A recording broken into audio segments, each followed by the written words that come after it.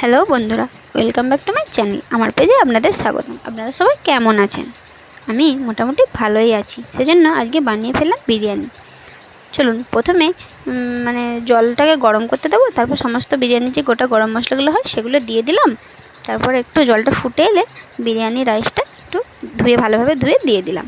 তারপর ঢাকনা দিয়ে ঢেকে দিলাম যতক্ষণ না মোটামুটি 75% পুরোপুরি চালটা সেদ্ধ হচ্ছে। তারপর হয়ে যাওয়ার পর চালটাকে ছাঁকনির সাহায্যে যে জাল ছিল তার মধ্যে ছেঁকে নিলাম। তারপর কড়াইয়ের মধ্যে তেল দিয়ে দিলাম। তারপর পেঁয়াজগুলোকে ভালোভাবে ভেজে নিচ্ছি। হ্যাঁ, পেঁয়াজগুলো ভালোভাবে ভাজতে হবে, কেননা যেহেতু বিরিয়ানি হচ্ছে সেহেতু তো বেরেস্তা ভালোভাবে ভেজে রাখতেই হবে। বেরেস্তাটা ভেজে তুলে নিলাম, ভালো করে তেলটা একটু ঝরিয়ে নিলাম। তারপর সেই তেলেতে দিয়ে দিলাম আলু। হ্যাঁ, বিরিয়ানিতে তো আলুটা তো মাস্ট, আলু ছাড়া তো ভালোই লাগে না। নুন, হলুদ, লঙ্কার গুঁড়ো, তারপর আবার কাশ্মীরি লঙ্কার গুঁড়ো একটু দেবো, জিরে গুঁড়ো, সমস্ত মশলা দিয়ে ভালোভাবে ভেজে নেব। হ্যাঁ, এই খুন্তির সাহায্যে একটু আলুগুলোকে কেটে কেটে নেব, কেননা তাহলে পুরোপুরি মশলাটা ঢুকবে এবং আলুটা একটু বেশ সেদ্ধও হবে।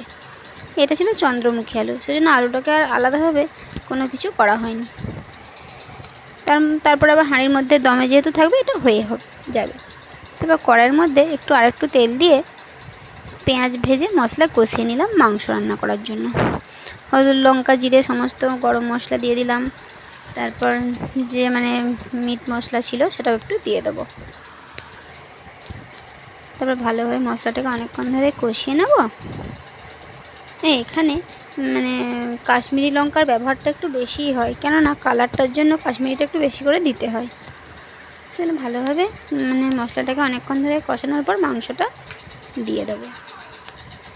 যেহেতু এটা যেহেতু চিকেন নয় মটন, সেহেতু সেদ্ধর একটা ব্যাপার আছে। প্রেশার কুকারে সেদ্ধ হলেও আরেকবার ভালোভাবে সেদ্ধ করে নিচ্ছি একটু জল দিয়ে, যাতে মশলাটা পুরোপুরি মাংসের মধ্যে ঢুকে যায় এবং খেতেও টেস্টি হয়। তারপরে একটু ফেটানো যে টক দই রেখেছিলাম সেটা আবার মাংসের মধ্যে দিয়ে দেবো। টক দইটা বিরিয়ানিতে দিলে ভালোই হয়। যদিও এটা ঘরোয়া উপায়ে করছি, সেহেতু সমস্তটা ফলো করেই করছি। এরকমভাবে আরও আমি অনেকবার বানিয়েছি, খারাপ হয়নি। চলুন এবারে দেখি কেমন টেস্ট আসে। যাক, মাংসটা ভালোভাবে মোটামুটি হয়ে যাবার পর, হ্যাঁ, আরেকটু কাশ্মীরি দিয়ে দিতে হলো কালারটার জন্য।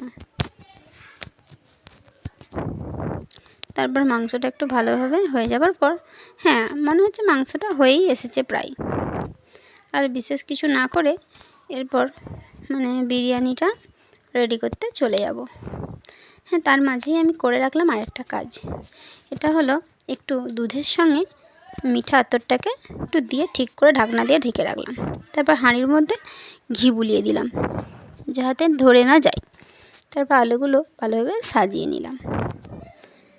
খুব সুন্দর দেখতে লাগছে আলুগুলো। তারপর পরপর দিয়ে দেবো বিরিয়ানির রাইস, তারপর বেরেস্তা, বিরিয়ানির মশলা, মিঠা আতর, পাট করে মাঝে মাংসর লেয়ার দেবো। পাট করে এটা করবো, যেহেতু নিজের হাতে করছি সেহেতু আপনাদেরকে ক্যামেরা ধরে পুরোটা দেখানো সম্ভব হচ্ছে না, তাই আপনাদেরকে মুখে কিছুটা বলেও দিচ্ছি।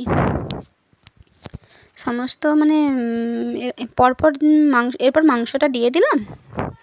তারপরে মাংসটা দেওয়ার পর আবার যে বাকি রাইসটা ছিল সেটা দিয়ে তার ওপর আবার বেরেস্তা, মশলা সব কিছু দিয়ে ঢাকনা দিয়ে ময়দার সাহায্যে ঢেকে দিয়ে তারপর তাওয়ার মধ্যে লো ফ্লেমে মোটামুটি 20 থেকে 25 মিনিট রেখে দিলাম। ওপরটা ময়দা দিয়ে চিটানো আছে যাতে বাষ্পটা না বেরিয়ে যায়। তারপর খোলা হলো, এই যে দেখুন এত ভাপ বেরোচ্ছে, আপনাদেরকে দেখাতে পাচ্ছি না। মোটামুটি খুব সুন্দর সেন্ট একটা বেরোচ্ছে, গোটা ঘর মম করছে। এই যে দেখুন পুরোপুরি একটু বড় জায়গায় ঢেলে আপনাদেরকে দেখাচ্ছি কেমন হয়েছে বন্ধুরা দেখতে।